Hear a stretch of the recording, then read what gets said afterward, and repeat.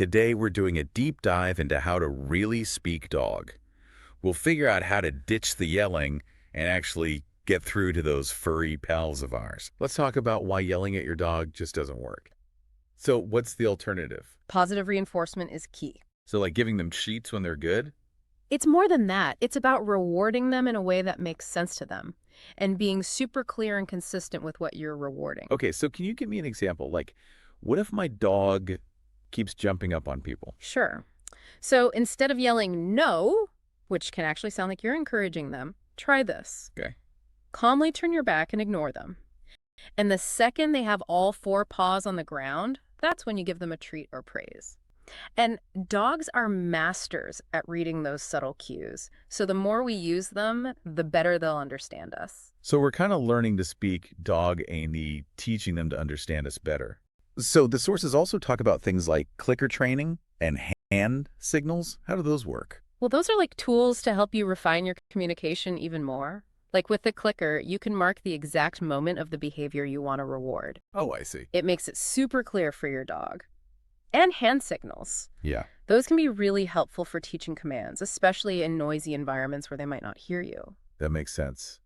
You know, this all makes me think about this issue I've been having with my dog. He keeps jumping on the counter. First, make sure the counters are clear of any food or anything tempting. Then, if he jumps up there, immediately turn your back and disengage. Okay. You can even walk into another room. And as soon as he gets down, you use your clicker or a verbal marker like yes and reward him with a treat. So basically, I'm ignoring the bad and rewarding the good. Precisely. And be patient.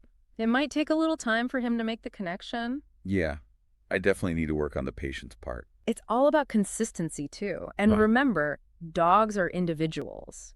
What works for one dog might need a little tweaking for another. Right. So pay attention to your dog's unique personality and adjust your approach accordingly.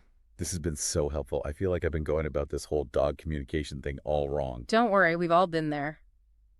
So it sounds like the key takeaways are to ditch the yelling, focus on positive reinforcement and clear communication, and use body language cues they understand, Exactly. and be patient. Absolutely. Now, here's something to think about. Your dog's always trying to communicate with you, too. Through their own body language. Huh.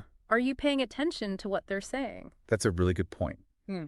I need to be more aware of those subtle signs. Because when you learn to read your dog's body language, it opens up a whole new world of understanding and connection with them. And on that note, we're going to wrap up this deep dive.